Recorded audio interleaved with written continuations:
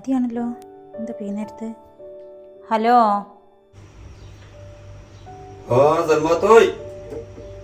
എന്തൊക്കെയുണ്ട് വിശേഷം?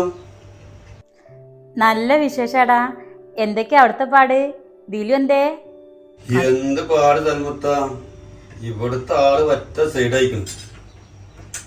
ഫുള്ള് ഛർദിയാണ്, ഭക്ഷണം ഒന്നും പറ്റണില്ല, ആകെ കുടുങ്ങിക്കണ്. അത് അവൾക്ക് വേണ്ടത് പാല് തിളപ്പിച്ചുകൊണ്ടിരിക്കുകയാണ്. പിന്നെ ഞാൻ ഉണ്ടാക്കണ കാര്യങ്ങളൊക്കെ ഉണ്ട്, അത് അവൾക്ക് പറ്റണില്ല. സാരില്ല, ഇതൊക്കെ ഇപ്പൊ ഇതില് പറഞ്ഞ തന്നെയാണ്. ചിലരവസ്ഥ ഇങ്ങനെയൊക്കെ തന്നെയാണ് മനെ. ഇജ്ജ് എന്ത് വിചാരിച്ച്? ഇനിയിപ്പോ നാട്ടിലേക്ക് വരാൻ എന്തായാലും അധികം ദിവസമൊന്നും ഇല്ലല്ലോ. അത് വരെ ഇങ്ങനെയൊക്കെയാണ് തട്ടിമുട്ടി പോയിക്കൂടി രണ്ടാളും കൂടി. ഇൻഷാ അല്ലാഹ് ആ ഒരു സമാധാനത്തിലാണ് ഇപ്പോ. വേറെന്തൊക്കെയാ താത്താ? കാക്ക വിളിച്ചിരുന്നില്ലേ? ആടെ വിളിച്ചിരുന്ന്. ഇങ്ങള് വരുന്ന കാര്യം പറഞ്ഞേക്കേ അത് നന്നായി ഉള്ളൂ തന്നെ എക്കും പറഞ്ഞത്. ഇതിപ്പോ ഇജ്ജ് ഡ്യൂട്ടിക്ക് പോയി കഴിഞ്ഞാൽ അവിടെ നിൽക്കണ അനക്കും സമാധാനം ഇല്ല. ഓൾ ഇങ്ങോട്ട് നാട്ടിലേക്ക് വിളിച്ചിട്ട് ഓരോ കാര്യങ്ങൾ പറയുമ്പോൾ ഇവിടെ നിൽക്കണ ഞങ്ങൾക്കും സമാധാനം ഇല്ല. ഇതിപ്പോ എന്തായാലും ഇവിടെ ആവുമ്പോ അനക്ക് അവിടെ സമാധാനത്തിൽ പണിയെടുക്കെങ്കിലും ചെയ്യാലോ. അതന്നെ, നിക്കാണെച്ചെങ്കിലും ഇപ്പൊ ഇവിടുന്ന് വരാൻ പറ്റിയൊരു സിറ്റുവേഷൻ ഒന്നല്ല, ലീവൊന്നും ഇല്ല. പക്ഷെ ഒളറ്റക്ക് എങ്ങനെ ഇപ്പൊ ഈ സിറ്റുവേഷനിൽ പറഞ്ഞേക്കാച്ചിട്ടാ 2-3 ദിവസത്തെ ലീവ് വാങ്ങിച്ചിട്ട് വരാനുള്ള പരിപാടിയാ.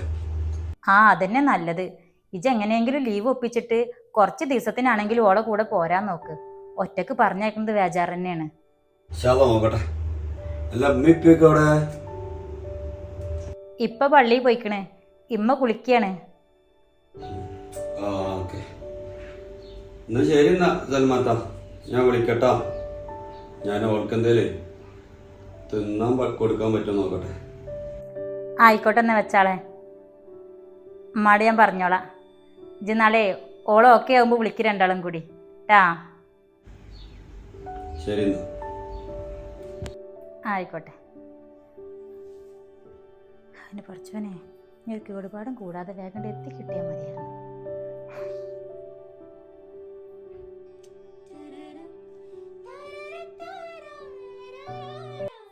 ആരോടാ ആദ്യം സംസാരിച്ചിരുന്നേ?